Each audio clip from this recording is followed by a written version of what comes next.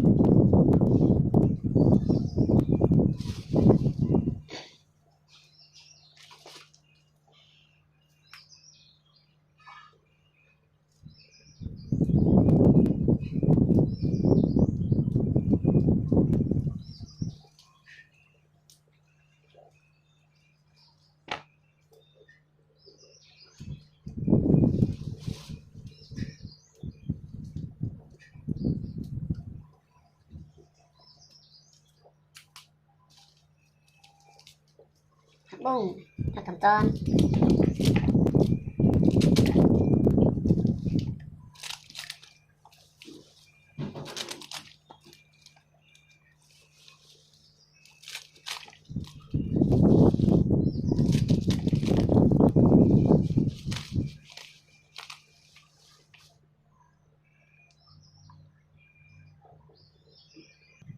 เอาครับอันนี้ก็ย่อๆกันแล้วค่ะเดี๋ยวล่างก่อนนะครับเนาะหมักแกงค่ะเดี๋ยวเตะน้ำหมักแกงก่อนเตะน้ำหมักแกงก่อนนะคะ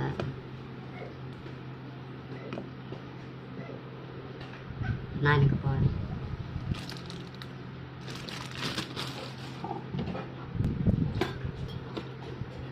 น้ำลิบ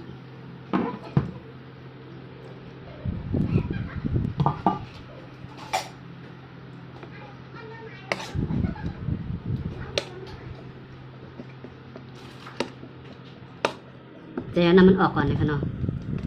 เจไว้ ก็ได้ก็เขาขาดได้มาตั้งน้ำมันเย้านะครับเนาะก็น้ำลิบครับน้ำลิบ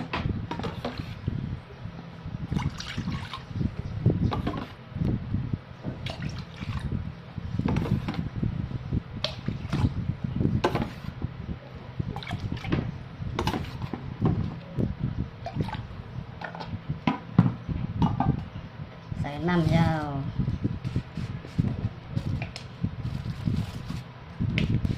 เขาขาดได้มาต้มน้ำต่างๆนะครับเนาะแล้วก็ใส่เกลือค่ะก็ผงหวาน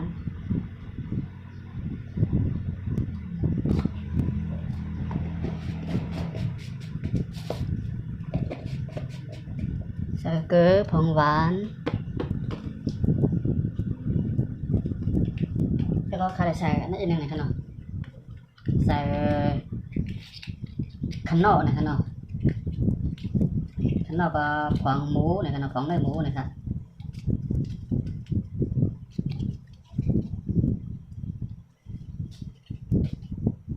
แล้วก็ใส่ก็เป็นสังนะครับเนาะแล้วก็น้ำมันอีกหนึ่งนะครับ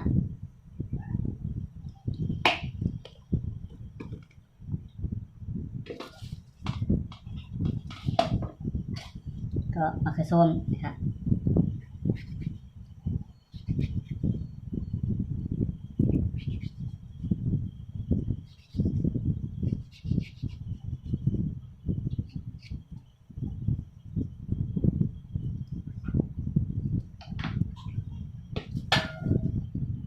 ปิดฝาไว้ก่อนนะครับ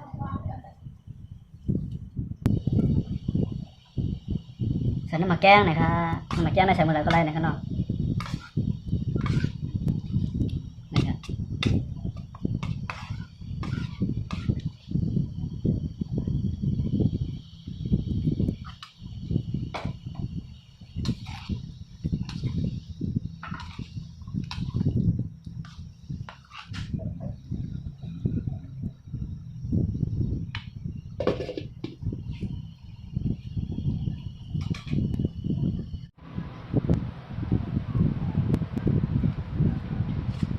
มันเหลือน้ำมันโคตรยาวนะครับ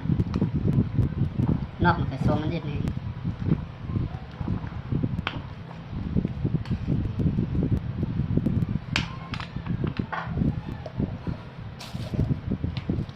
ในกรณีมันสักพักเดียวในข้างนอกพักเดียวเขียวมันไกลนั่นในขณะที่เขาล่างไว้นั่นในขณะนะครับเขียวที่เขาล่างไว้นี่ครับเราแร่ในขณะมีดังโถมีดังหมักเขือแล้วก็หมักน้อยตัวนะครับ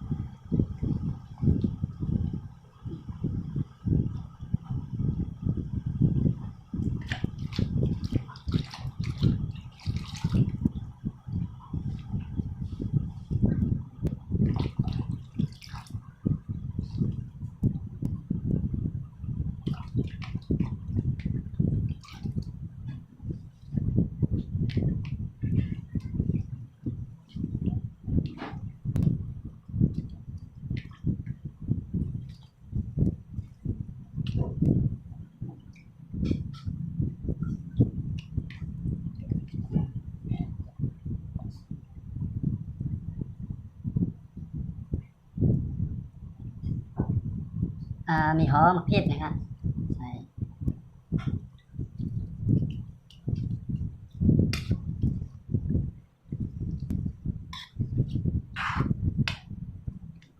แทงโหมีหอแทงโห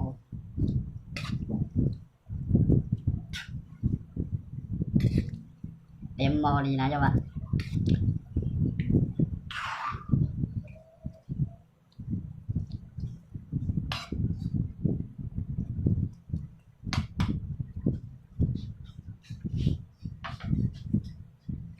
จ่อไว้ก่อนนะครับว้า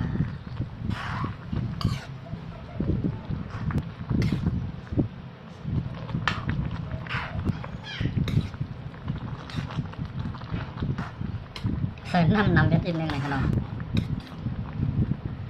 เต็มหม้อเลย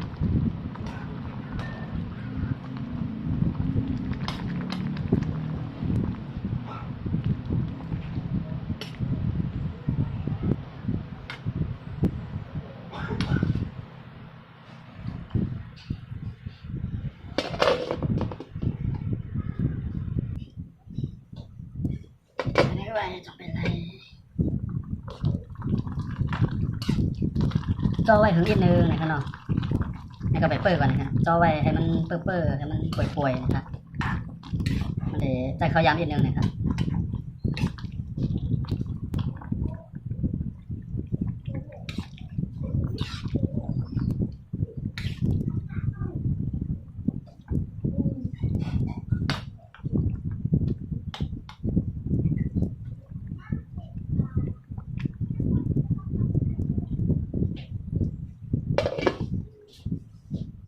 ค่ะกำในมือพยายามเขาขาจ่อพักมันไปซุกในกำในเขาขาได้มาแต่ไม่ใช่พักกับมันในขณะได้มาตำน้ำได้ห้องมาคือเอาวะน้ำพริกมีหอนี่ฮะได้ห้องเขาขาได้ไม่ใช่พักกับมันในขณะเขาขาไม่ใช่จำกันค่ะพริกนะครับตำพริกอันนี้ครับก็ซอยมันได้ตำง่ายนิดนึงเลยครับเนาะเพราะว่ามันซอยเนี่ยมันลูกใหญ่มันนั้นอ่อนหยาบมันนั้นแล้วนะครับ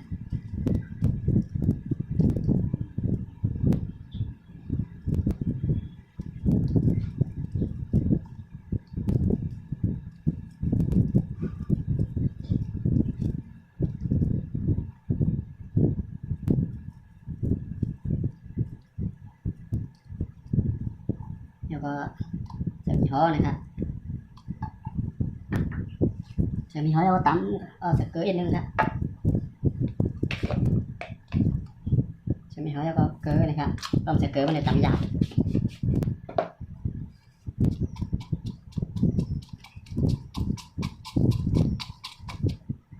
ตำอ่อนแล้วนะครับ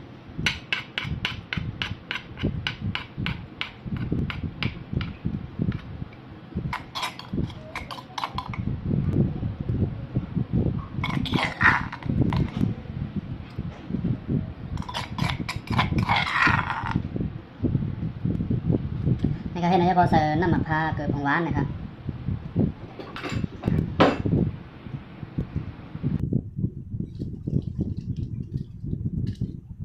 ผัก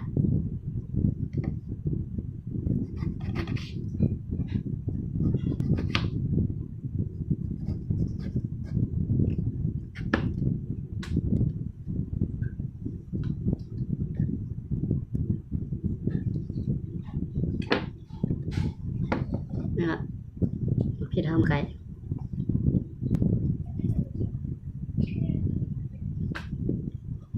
อันนี้ก็ใส่เกลือผงหวานเนี่ยอันนี้ก็ใส่เกลือชูรสแล้วนะครับตามด้วยมะนาว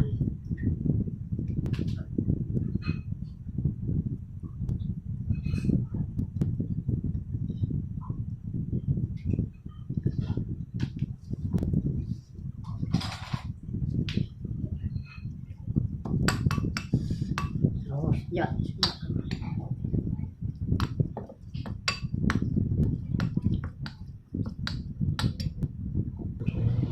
ก็ได้มาโดยผักก็เฮานะครับ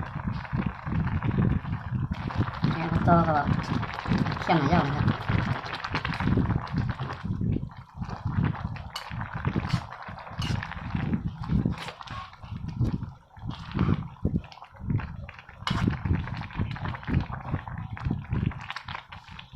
ลองชิมดูก่อน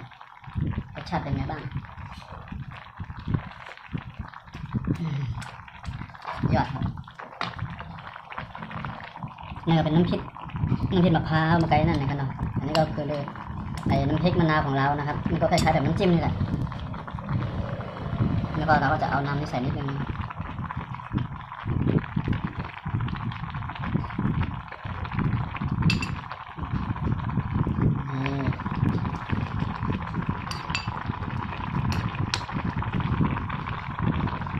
ครับเดี๋ยวเราจะมากินด้วยกันนะครับสุดยอดเลยครับ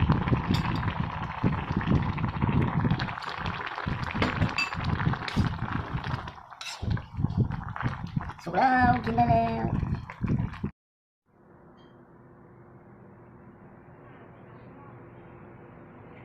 นะครับนะครับเฮ็ดยาวๆนะครับมาคอยกินซ้ำกันครับไว้อันน่ะเฮีย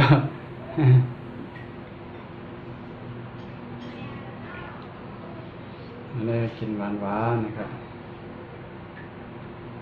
เฮ็ดกินเองนะครับ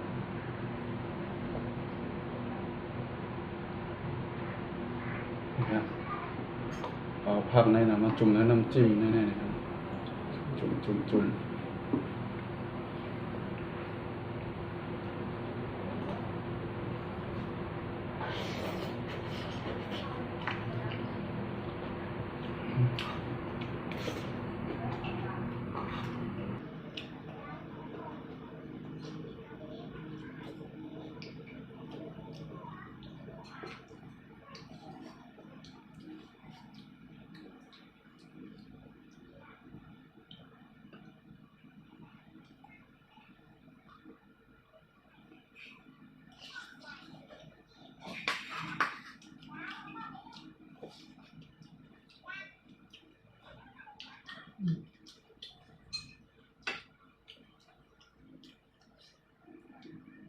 อร่อยครับใครได้ยังไม่เคยกินก็ลองทำดูนะครับลองทำตามดูใครอยากกินนะครับ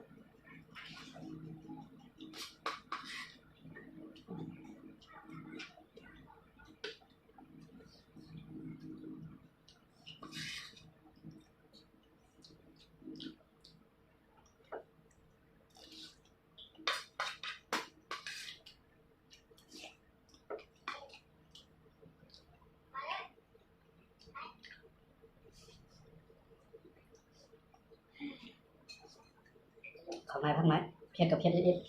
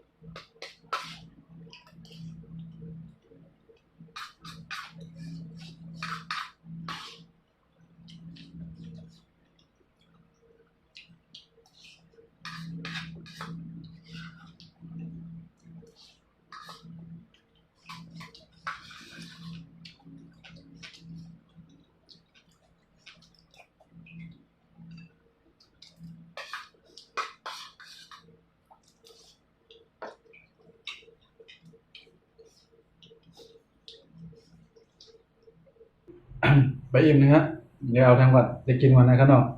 มันก็มีกระนานหนึ่งไว้นะครับเนาะสำหรับภารกิจ เวลาอะไรเข้ามาหันเข้ามาด้วยเมียนน้องเสียงวิดีโอนะสวัสดีถูกใจว่าจังนั้นจะอย่าลืมติดตามก็เพิ่นความใดเดี๋ยวคำว่าปันแห้งใจทั้งขนาดเนาะซับไข่มาทั้งขนาดแล้วก็ยินดียินชมพ่อแม่พี่น้องได้ก็ได้เสียขอบคุณก็ที่ปันแห้งแล้วก็เจ็บปันแห้งใจท้าเฮานะครับเนาะกับหมายสงค้า